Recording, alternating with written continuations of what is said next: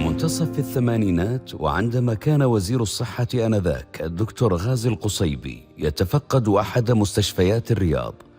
كان والد الشاعر ناصر القحطاني أحد المرضى المنومين، والذي وقف الوزير لملاحظته وشكواه مستمعا ومنصفا وموصيا بالرعاية الكريمة له.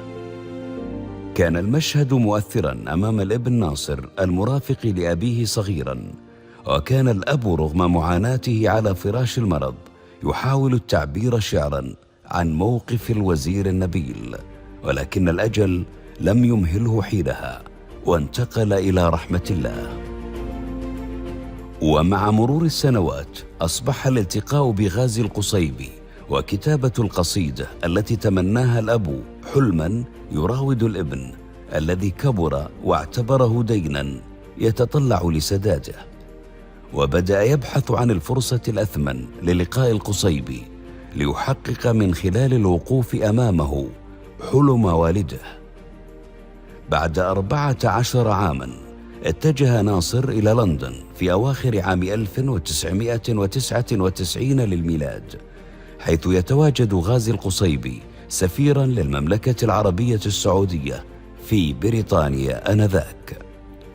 وفي حفل رسمي برعاية القصيبي وقف الشاعر ناصر القحطاني أمام غازي وقفة واثقة طال انتظارها،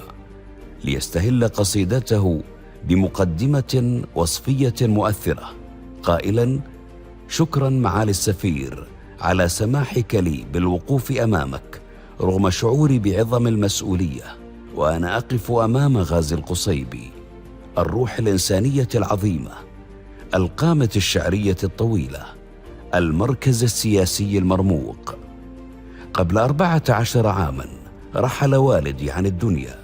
وكان يتمنى كتابة قصيدة في غازي القصيبي، ولكنه قبل أن يرحل لم ينسى أن يزرع بي حب غازي القصيبي،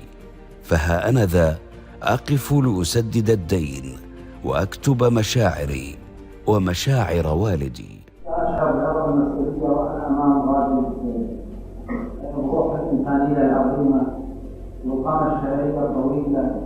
والمركز السياسي المرموق. حركت هذه المقدمة مشاعر الحضور، ليسترسل بعدها ناصر القحطاني في إلقاء قصيدته بتلقائية لا تخلو من الانفعال،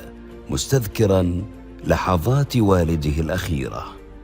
الأبيات تحبيلك والثنا يمشي على معكاز.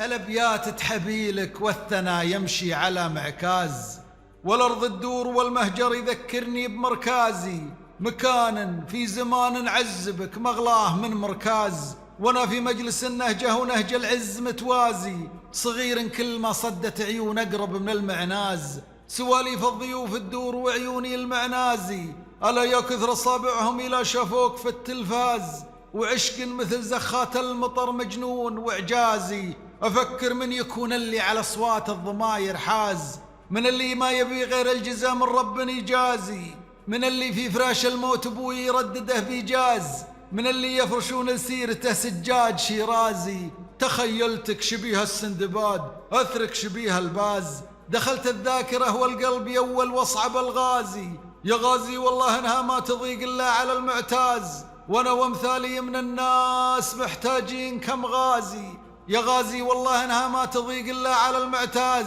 وانا وامثالي من الناس محتاجين كم غازي، عرفتك مزن يزلزل زمان كله استفزاز، ولو ما للزمن زلزال زادت نزوة النازي، قريتك يوم خليت الورق بحل الغرق يمتاز، يفزع له 100 فارس وتحتضنه 100 جازي، سمعتك يوم صحت وقمت باري صيحتك من حاز، وردد نجد نجدي والحجاز وربي إحجازي، أعزك يا عزيز عزك الله وانت بين إعزاز معزه من زعامة عزمها مدري وش توازي، تفاصيلك غزت سجادتي واصبح دعاية جواز، محاصيلك ملت زوادتي وانجازك انجازي، من أول ما يجوز الغزو قلت يجوز قالوا جاز، كم أرض ترتجيه إن كان شروى غازي الغازي، يخلدك الزمن يا صورة غرد بها البرواز، مثل ما خلد التاريخ ابن حيان والرازي، بعيد من المواجع وانحياز اليعرب إلى انحاز، أقول العدويني قبل ما أقول لعزازي،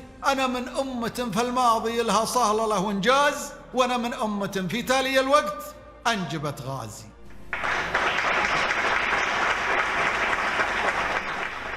وبعد تصفيق الحضور بدأ القصيبي متأثرا ليقف قائلا: كما بدأ صحابيه صلى الله عليه وسلم الذي يستمع إلى هذه القضية النبوية الرائعة التي نعمل بقائلها طول العمر ولوالده الرحمة كما شاء إن شاء الله. وهي قصيدة لا بد أن أعترف أنها جميلة جدا لا يعلم عني